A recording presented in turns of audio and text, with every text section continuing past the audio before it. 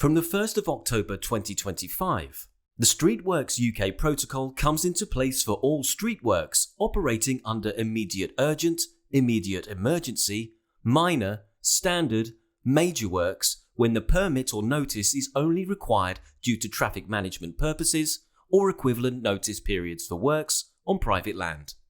The protocol requires a set of changes to current working practices, and the chapters in this video provide an outline of the requirements for individuals currently carrying out streetworks duties. It is a legal requirement to follow the requirements of the protocol, which are outlined in this video. Compliance will be checked and non-compliance enforced by the Environment Agency.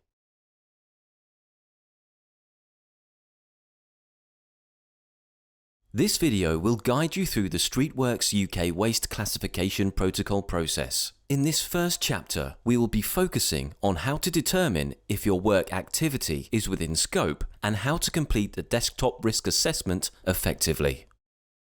Let's begin with whether you're work checking to see if your activity is within scope.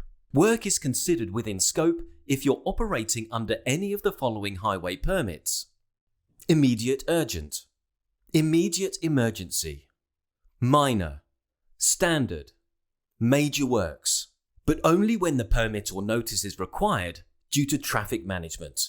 These definitions are outlined in the New Roads and Streetworks Act 1991. You may also use the StreetWorks UK protocol for equivalent notice periods on private land. However, if your work falls outside this scope, you must follow the WM3 waste classification guidance instead. This will be works that are larger duration projects that are on major works permits or notices. The next step is completing a desktop risk assessment during the planning stage of each job where the StreetWorks UK protocol applies.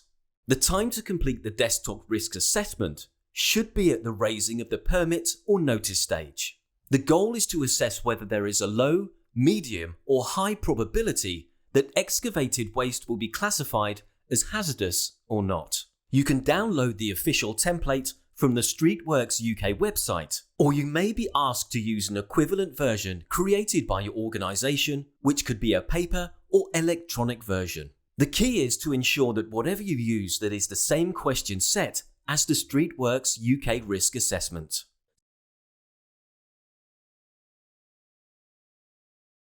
The desktop risk assessment is split into 4 key sections: job details, Table A, central register check, Table B, desktop mapping review, Table C, risk assessment outcome. This section includes standard job information such as location, permit number, utility type, and highway surface type. Most of this data is readily available through the job promotion process. However, please note the following points. Utility type. This should not refer to the organisation undertaking the work, but rather the sector, gas, electricity, comms, etc. Surface location. This should be the exact dig location, as it will not always be known at the desktop risk assessment stage. The location should be marked as other if you are not sure of the exact location. Optional what 3 words. While optional, the Environment Agency are very keen on this field being populated. Coordinates should not be used instead of what 3 words.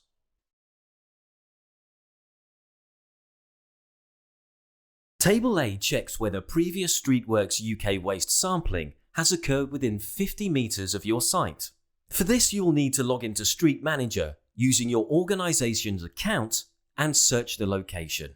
Once you have done this, record whether the results were green for non-hazardous or red for hazardous. If any results for the surrounding area were hazardous, there's a high probability that excavated waste will also be hazardous. Table B is a secondary check that is especially important for unsampled areas. You'll need to identify any existing or historical features within 25 metres that could indicate contamination. You can use sources like Google Maps, Magic, Data.gov UK, Archie UK, and local planning data to identify these features. The form has a list of features or sites that you need to consider if they are near to your work site. The proximity of any premises that could be a source of contamination is important as it affects the risk classification. When you have measured the distance to the impacting feature, use these distances to determine whether the risk is high, medium, or low.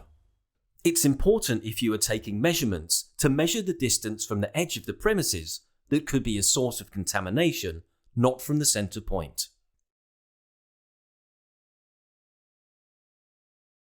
Based on your findings in Table B, you must indicate whether there is a low, medium, or high risk of hazardous waste being present on site. If the majority of observations are classified as low, but one is high, then the overall classification must be high.